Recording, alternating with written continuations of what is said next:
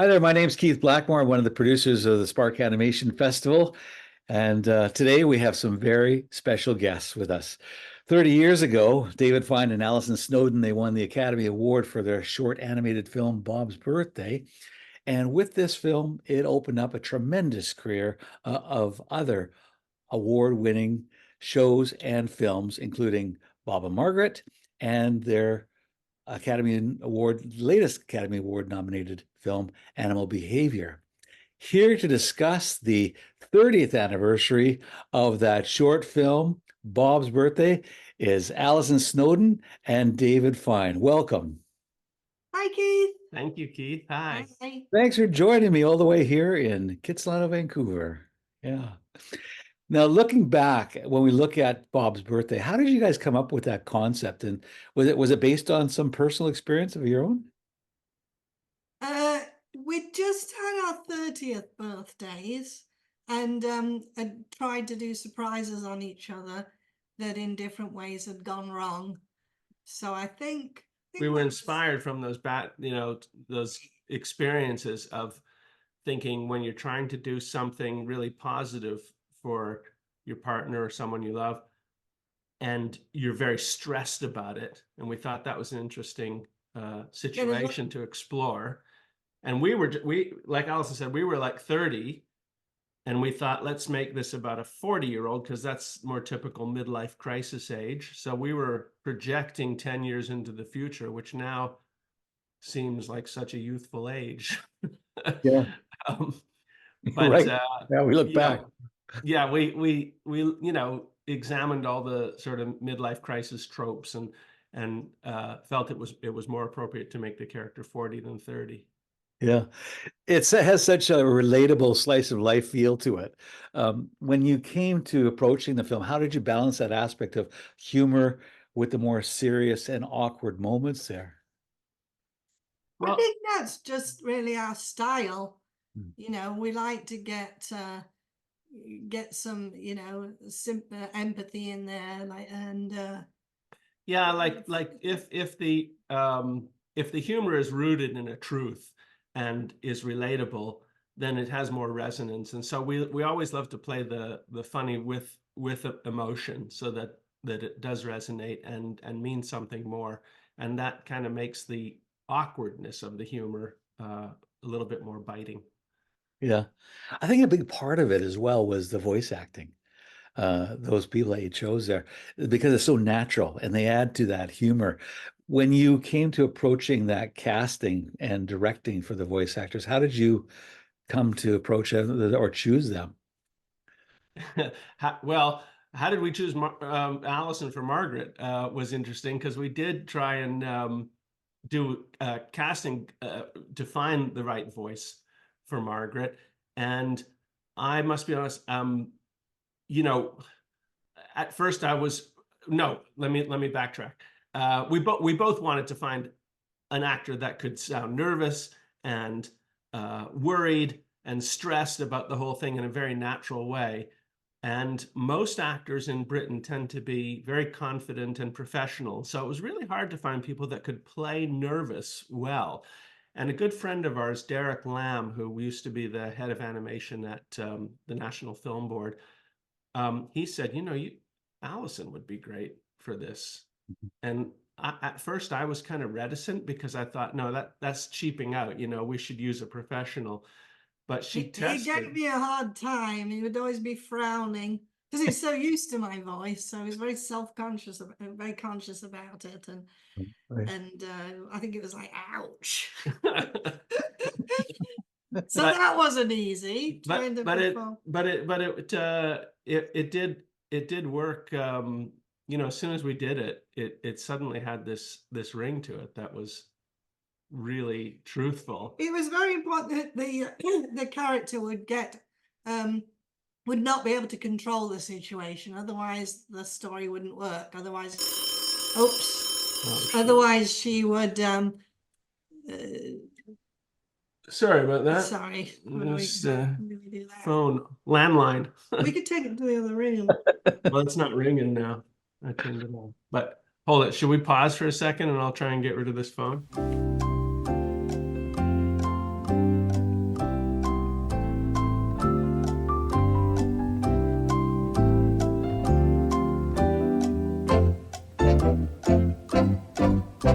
So the voice acting in Bob's Birthday, it's so natural. And it really adds to the humor. Of course, Alison is one of the voices there. And wasn't always, as you, I guess you'll tell us how easy it was to cast Alison. Wasn't maybe an obvious choice. But how did you approach casting and directing those voice actors? We were very inspired by a lot of British television and comedies where they try and do it very realistically, a lot of sort of mock documentary style shows. So we wanted that very realistic characters. And we did some casting, and we found that some of the actors that we had in were very professional and confident, and they didn't have that ring of nervousness and naturalness, even though they tried. We had one woman actually who came in to try out for Margaret, and she had a really lovely tone to her voice in her demo reel. And she left a message for us on the answering machine because she was going to be late. And it was really wonderful because she was like all flustered. And she said, "Oh, God, I'm supposed to be there at 3, but oh, you wouldn't believe my day. Oh my God, I'm really sorry. I'll be there. Maybe 3:30. I'm sorry. I'm really sorry." We thought, "Oh God, this is so perfect. She sounds great," and kept that recording.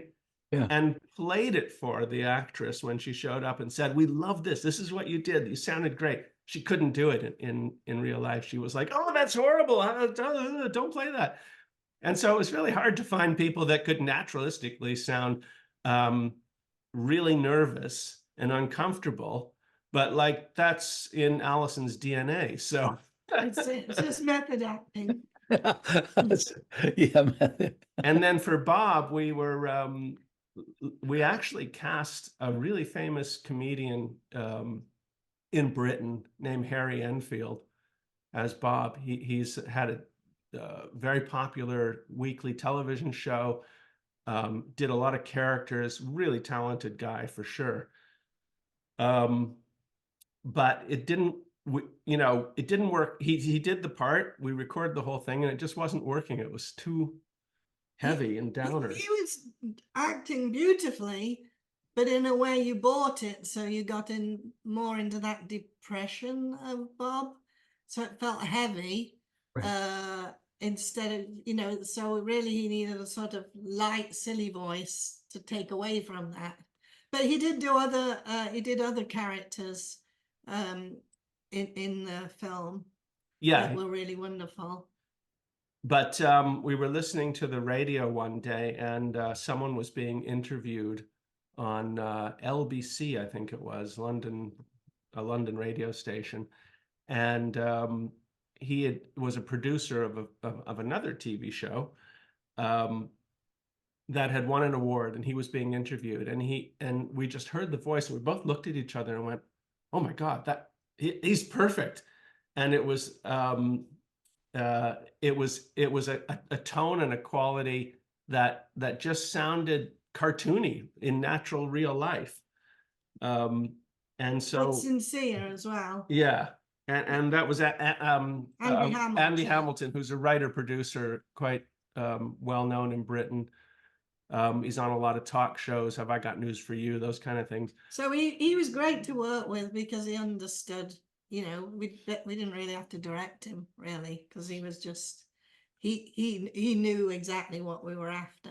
And because as a writer producer, he got it, like Alison's saying, but was also had a real natural quality, and he had like a quality in his throat that sort of sounds like you're being strangled a little bit the whole time, and that wasn't a put on. That was just his voice, which was wonderful. Yeah. I find the style as well, your animation style is really grounded, and it had this perfect pacing. Where did you come up with your style? Because this is not your first film that you did with a short. It perfectly matches with the voice, like the blending of acting and style are so good, and it makes it relatable as well. I mean, you talked about your style of animation. I think we've always always wanted characters in our minds to act naturally, as opposed to a lot of animation styles where there's this flourish and anticipation, you know, which is very poetic and beautiful. But we like characters to just be like people we see moving around. You pick something up, you just straight to the mouth. You don't sort of anticipate it or anything. And it just gives it that frumpy, grounded humor that's what we enjoy in our work anyway. We tend to, when we work with other animators, which we do, we had like Janet Perlman did some wonderful animation on Bob's birthday. And we've worked with other animators over the years, but we tend to often need to pull them back because they are really good animators and they bring a lot of life to stuff. And we'll take that and go, okay, that's really good, but we'll start cutting out frames and parts of the movement that go too far so that the characters are just a little more simplified. We keep them down. I remember Joanna Quinn saying that when she has other people animating for her, she has to take that animation and then make it more because they don't do enough. And we do the opposite. Bring it down. Worse. Yeah, it's too good. But keep it, it's a simplification. That's what I like, because you just get from A to B and you're done. Well, as I was thinking about your film, I was thinking about Gerald McBoing Boing, because it's that perfect marriage of style and story, and they complement each other. And that's what I see with your film, is that perfect marriage of style and story, that they really work together as well. Sorry, go ahead, Alison. And then the other element that works with that is the sound effects. Right. Because we have very simple animation and kind of Right. hyper real sound effects, because a lot, you know, especially originally, we would make a lot of these noises with our mouths, with objects other than what they actually were, because we had a sense in our mind that we wanted it to be slightly exaggerated and make it more comedic. So there's a scene in Bob's birthday that I especially love the sound treatment of, which is when Bob at the end is sitting in his car waiting for Margaret, and he has what was very popular at the time, one of those beaded seat covers that were, I think taxi drivers used them a lot, but they were like the thing to be more, I don't know, we don't see them anymore. What happened? I guess people realized that these beads were just uncomfortable, but they were supposed to be good for your back. But they were beads on a sheet on the back of your chair.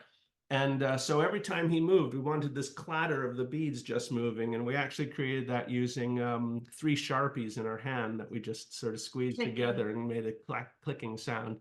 But it just highlighted that he was moving like this, and it would go a little clatter and then move like that and a little clatter.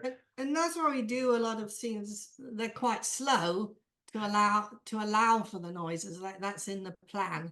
Like it's almost part of the script, we know, or it becomes part of the script. Maybe when we get to that scene, we think it was going to have the mat, and that will be funny with the, because he's been, especially in that scene, he's been very sincere, very poetic. It's quite a romantic scene, and then so we want it to just have this funny reality to it.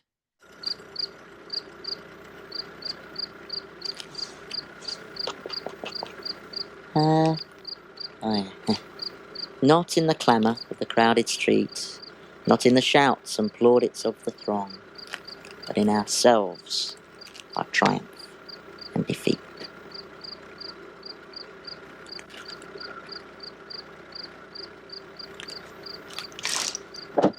No, the such deliberate pacing you have, and that concluding scene where he's sitting in the car waiting for Margaret, and it's this humdrum, and he's drumming his fingers on the steering wheel and popping his lips and he's reciting some words and such, and as he looks because he's so unaware of what's happened. Exactly. What was fun for us is they're both on totally different planes. Right. It's such she has great a whole different experience in the film than he does. He's just going along feeling sorry for himself, getting old, feeling frumpy, you know, one like still attractive, all of this. Meanwhile, she's stressed out, trying to make this the best party for him. which I think, I don't know if everyone has this experience. I do. It's very stressful if it's a big party. You end up almost being snappy at your partner because you can't handle it. Yeah. So We've seen Well, that. that's what it was. That's That's truly really what what it it was was. inspired that's what it from. was about, really. Just Yeah, the pressure. Yeah. yeah, and we both made surprise 30ths for each other that in different ways went kind of wrong, and not horribly. Like there was no standing naked in front of friends, but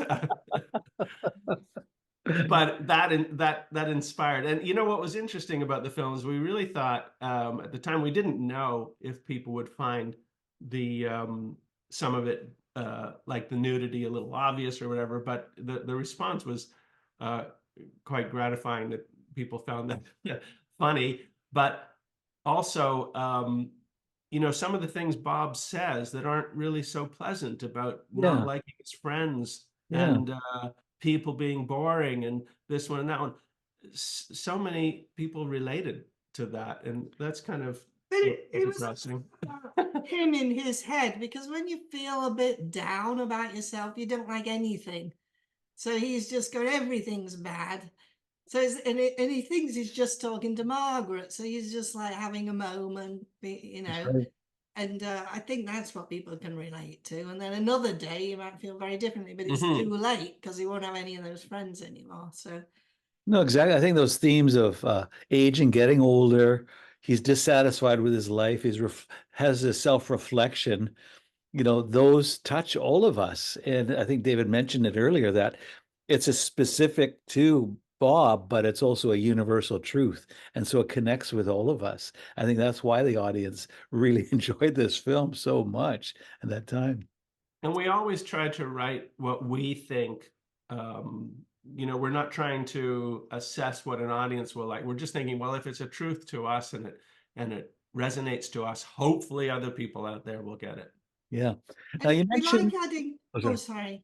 no, please, Alison, carry on. Yeah, we like adding elements like his dental assistant and this ongoing thing with the plants dying and being a problem, because those things I think add to this deterioration or this feeling in Bob's. They kind of echo his mindset, you know, Yeah. that things aren't working, he's getting older. So that's fun to just add these little B plots. They are B plots really of Yeah. this plant slowly being eaten by the bugs. Well, it's Now, about nature and Yeah. well, those are great choices and help make Bob's birthday stand out as well. Like you said, it just pluses it and it echoes that feeling that he has. Now, earlier you mentioned that there's Janet Perlman and Joanna Priestley. I don't know if she worked on your film, but you mentioned no, no, but but we I know her, lovely person. yeah, she's wonderful Portland animator. Yeah. But what was the collaboration process for the two of you? I mean, Allison's doing voices, but did you divide tasks as well, working together on the film? Yeah. Apart from the Oh, voice? I should mention also another animator that did some wonderful work on Bob's birthday was Neville Astley, Oh, who went on to co-create Peppa Pig with Mark Baker. But oh, he used to animate for us on commercials, and we had him do a scene with the Polish Mrs. Schimmelbiscuit, who comes in and gives Bob sage advice. right, right. So So, it was wonderful to work with Neville and Yeah. Janet, who brought so much to. And these are animators we really regarded because I think they really inspired our style. Like especially Janet, because her naive quality, that was very inspiring. And then Neville, we worked with him and he was just a brilliant animator, very free and you know, this lovely energetic style, which I'd watch him all the time working, and it certainly taught me a lot about freeing up and how to find the movement and everything. So We were always inspired in our animation by a lot of the people we knew in London, went to film school with at National Film and Television School. We were in Mark Baker's class and Nick Park's class, and we'd never had any formal animation training. We just kind of picked it up from getting slightly better at it all the time by, as Alison says, being inspired by other animators Yeah. whose work we admired. Mm, Each mm. film is a new course for us. Yeah. We learn as we go. Talking about animation style and us keeping it very simple, we got a bit unstuck on animal behavior because it was really necessary that this ape goes crazy. Of course, we've never animated that before. I've never keyed any action, like we just don't really do action like that. So yes, we got some help from Janet, and we had a very traditional animator as well, so that he could do all that big movement, and then we could pull it back as well. So yeah, we try and learn something on each film. I know with animal behavior, you use TV paint. Now, this is 30 years ago. What were you using? Was it traditional cells or was it Oh digital? yeah, I'm glad you asked because I prepared here slightly. I've got the actual TV paint of the day here. Vintage artwork. Real cells, which is painted on the back. You've all seen this, each one. And yeah, this and it was a nightmare because you've got the drying racks and ink flakes off half the time, and we're repairing cells, and then when you shoot it under the camera you get shadows and what's called Newton rings, which are these sort of rainbow effects if there's too many layers or too much pressure, paint's too thick. So we always thought at that time, one day there will be a better way.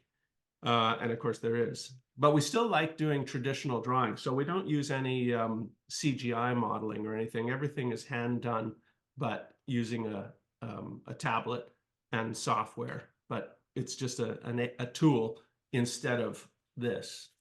Right. Let's see that again, And Dave. Just show that a bit again for the audience. Sure. Whoops. There we go.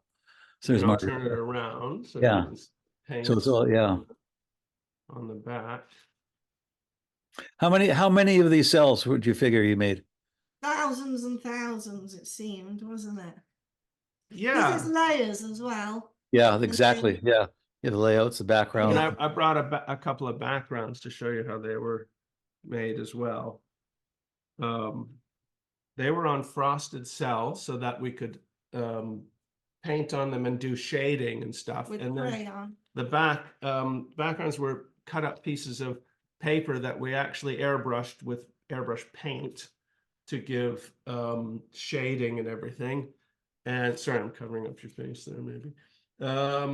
And yeah, we could put textures and tones on the frosted cell. And then this is another one here. That's in his dental. Yeah, office. and again, in the back, paper pieces that have the airbrush effect on it, and cell and crayon and shading and stuff like that. So they were kind of fun to make. That's awesome. At what point, when you're doing the making of this film, when did you realize that it had the potential to be something special?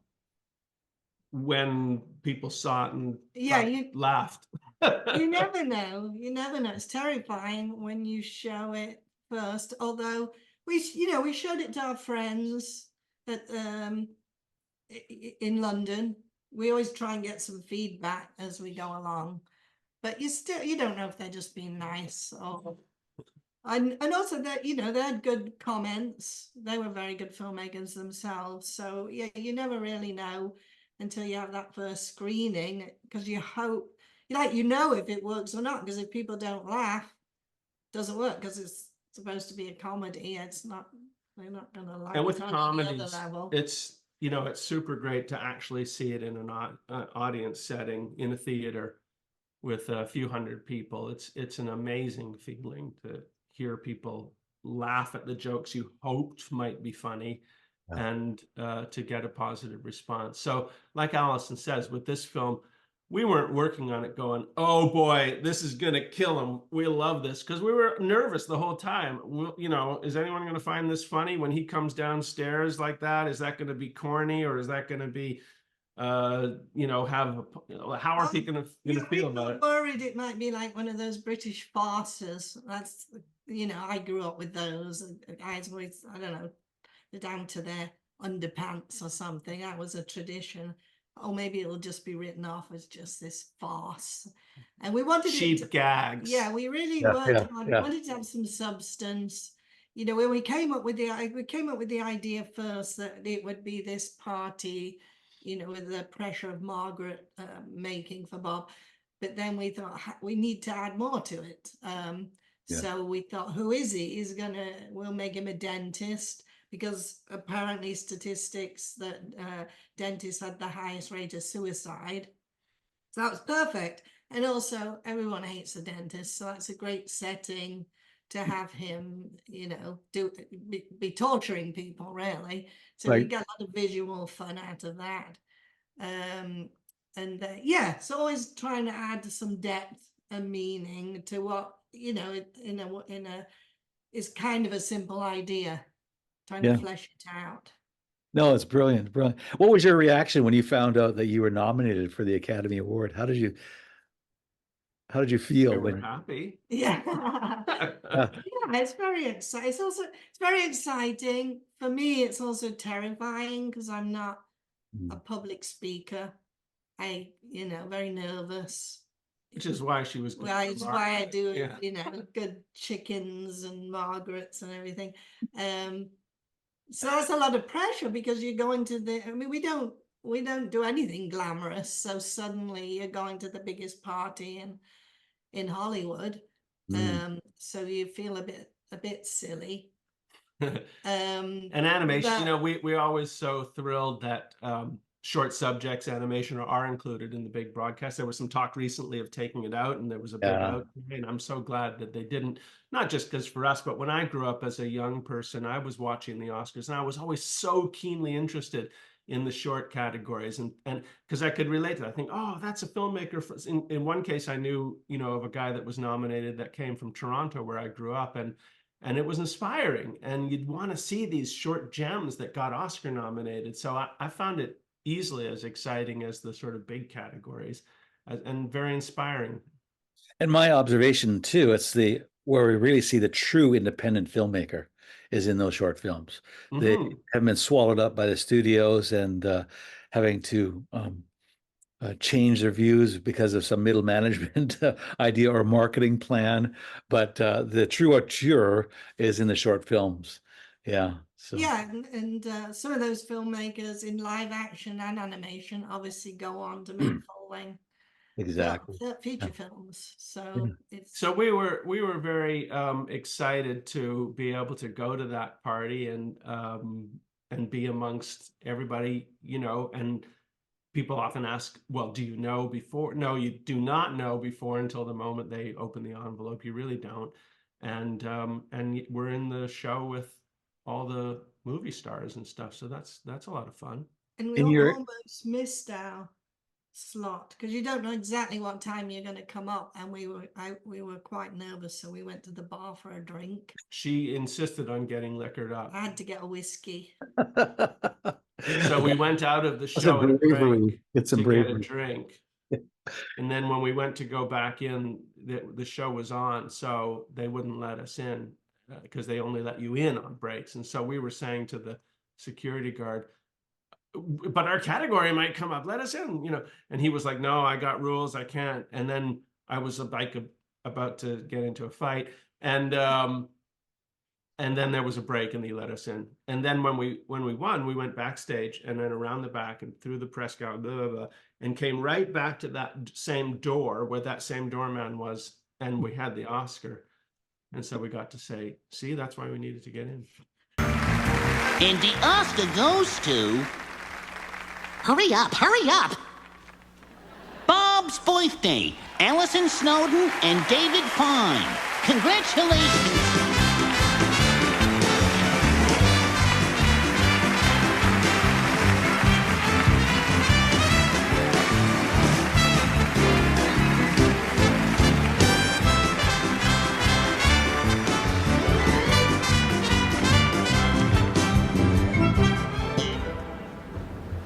think I'm just going to stand here and watch the clock count down. That'll be easier. Thank you to the Academy. We'd also like to thank Channel 4 Television in Britain and Claire Kitson in particular for commissioning the film and for supporting British animation so much over the years. We'd also like to thank the National Film Board of Canada, Barry McLean and David Verrill for co-producing with us. Also thanks to Andy Hamilton, Harry Enfield, Janet Perlman, Patrick Godfrey, and everyone who worked so hard on the film over 2 years. And all our friends and family for all their inspiration and support. And most importantly, we'd like to dedicate this award to the memory of our dear friend Mike Gribble, who sadly isn't here tonight. Thank you very, very much. There you go. Now, when you won the Oscar, you actually thanked Mike Gribble. Now, tell us about Mike and the importance of Mike and Spike to you and your careers. Yeah, well, I mean, the Mike and Spike Festival of Animation supported our films and many other short filmmakers.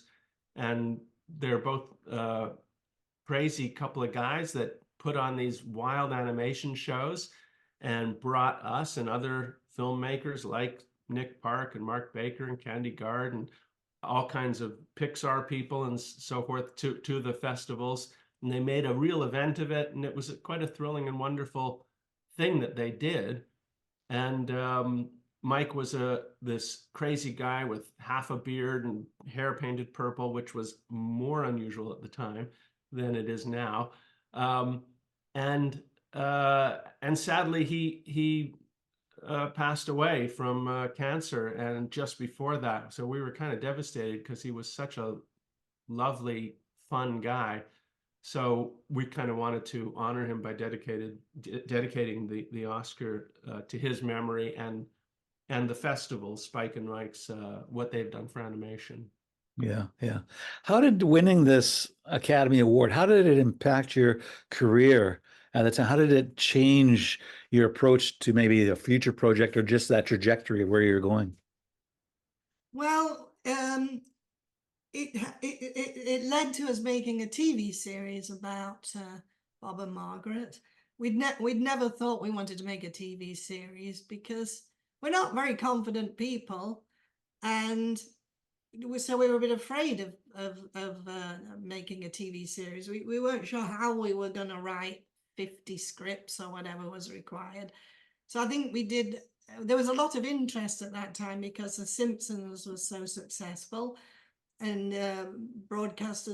networks were looking for adult animation. So we had a lot of people interested, but I think we tried to put everybody off, I think, because we were kind of afraid to do it. Weren't sure that's where we wanted to go. Well, it took 2 years to do 12 minutes. So we were doing the math and thinking, 13 half hours, which was the initial ask, Right. would take us like a lifetime. 150 years. So we were terrified. But of course, we were going to work with a big crew who would bring so much. And it turned out to be quite an amazing and stressful, but wonderful process because there were so many talented people that worked with us and helped bring our visions to life, that it freed up our writing. So where we would write scripts and think, well, we have to animate this, so we have to be careful what we write because we can only animate so much, or this is going to be too hard work. We had a crew at Nelvana in Toronto who were absolutely excited to do crazy stuff. They were hungry for it. Yeah, so we would write these episodes with all kinds of big scenes with crowds and whatnot, and they would get it and go, "Oh, this is fun! Finally, yeah, we can get our teeth stuck into something." So it was quite liberating to work with a crew and for people to bring their talents to it and take our work and push it further. In terms of writing, at first we thought we can't write these half hours. It takes us so long to write our short films. But in fact, it was the opposite because it was very liberating. Because with a short film, it's so precious. It's shorthand of a story. So everything in it has to work. And there's only so much you can really tell anyway. So suddenly, like, we had our subjects, and so it was just, what would they do? Where would they go? And you could just write I mean, you tried to write it well, but you could really free your mind up Right. because you had time. You had half an hour to tell a story. So that was surprising to us, but that was actually a bit easier. What interesting. That's so interesting, the transition from a short film to a full series. How many seasons was it? There was in the end 52 half hours, and the season was 13, so 4 seasons. Wow, that's amazing. Yeah. And it still had it kept true to that wit and the storytelling and the pacing of the original Sorry, you short. froze for a moment there. I missed the beginning. I said so, and it kept true to the story and the pacing that we had with the original short. We were very particular about wanting to be true to the short, to the extent that, because as Alison said, we had a lot of interest because the Simpsons was very popular. Broadcasters were looking for another animated adult show, and so there was this short that won an Oscar, and so it was like, well, this should be a series. And we had a lot of different people coming to us, and we were in a really good position of being able to pick and choose who we wanted to work with. And we talked to Nelvana, Michael Hirsch there, who assured us that we could have full creative control, and that was important to us because we didn't want to sell the short by changing it in any way. And some people, other people, not Nelvana, but we talked to other potential partners who said, well, it would be really good if they had kids because that would, expand the audience for it. Or what if they actually live in America? And we were like, no, because they live in South London. This is what it's about. Well, that's what we do. And this could have been a brilliant idea, but we wanted it to be to not undermine what was successful. Well, it's what we knew. So we thought if it fails, at least we've been in control of it. It's been our vision. If it fails because we went and then made them American or something we just aren't familiar with, then we'd feel bad. So that was partly the reasoning. Yeah, and it sounds again like marketing, middle management making decisions based on, well, this is what works with others, but not necessarily with Bob's Birthday and with Bob and Margaret. So And we wanted keeping it to true, be keeping different. true to your vision. Yeah. We wanted it to be about relationships, not just the story and the gags. Right. And so, we'd write a lot of them, and we'd also get really good writers that brought their ideas and their experiences to it.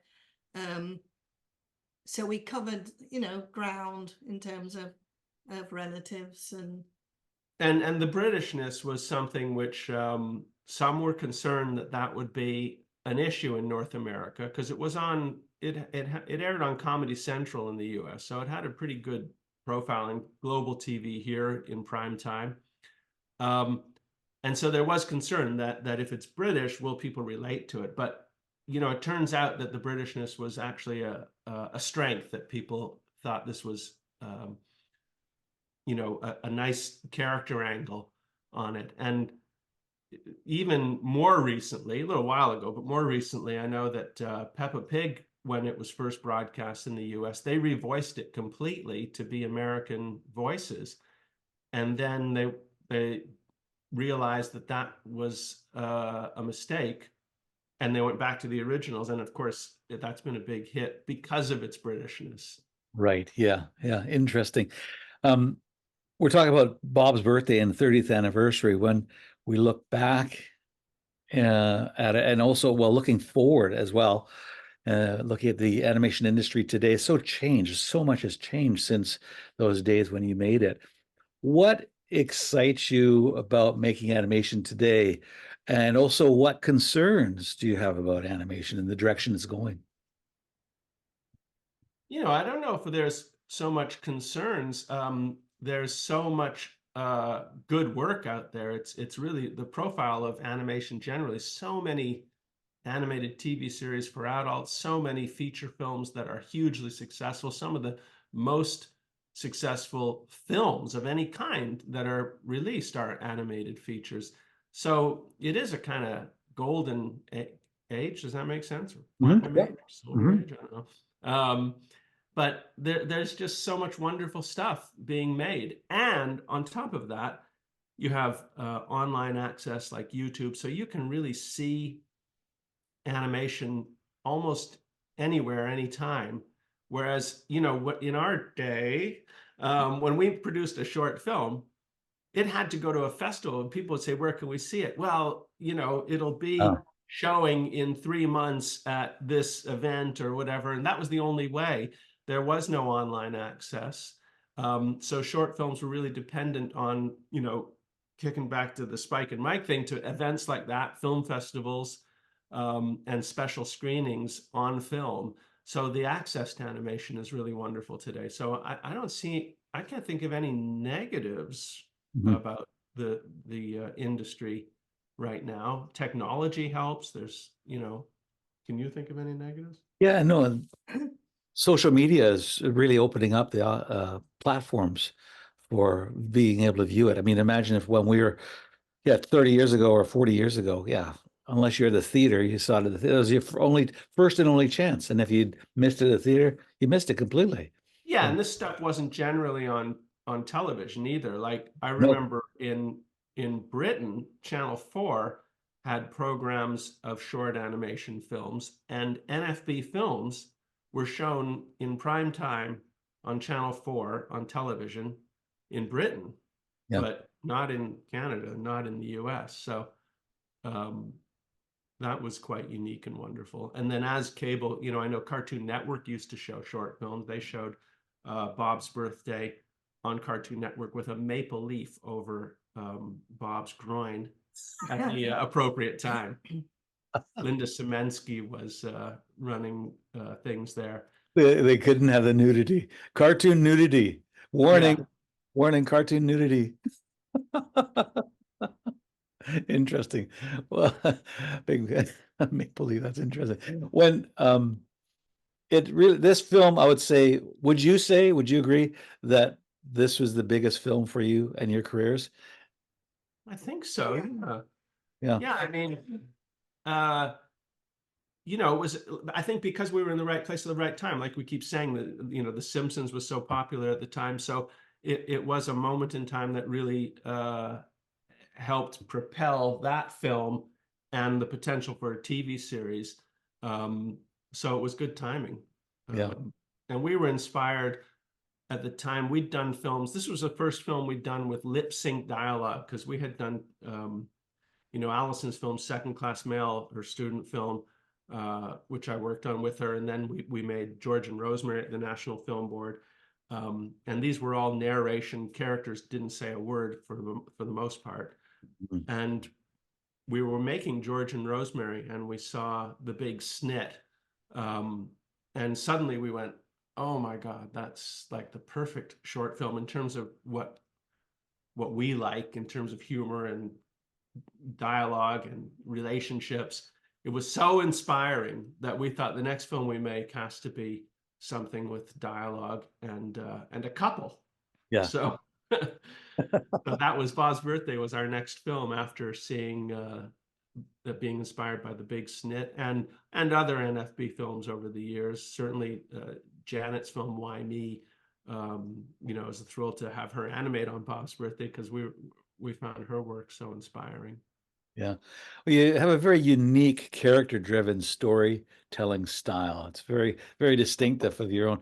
And you've had other films along the way, as you mentioned, including Animal Behavior. What can we expect next from you two? Any new projects on the horizon? Nothing particular at the moment, except I'm actually working on a little documentary right now. Oh, what's that on? Well, Maple Leafs? no. I'll reveal all later when I have it. It's just early stages. Okay, no worries. Don't want to give anything away. Yeah. Well, you've had great success in your career, and we love Bob's Birthday. It still stands up so well today. It's a great story of you know, the personal reflection and dissatisfaction, as we mentioned, and aging. And so it's, as we mentioned, and you touched on this aspect, it's very specific, but it also has universal appeal and universal truth. So I think that's why it continues to touch people 30 years later and many more years to come. Thank you very much, Alison. Thank you very much, David. It's been a pleasure talking to you. Thanks, Keith. Thanks, Keith. Bob's birthday, and congratulations on this wonderful film and many years to come. Thank you. Thank you.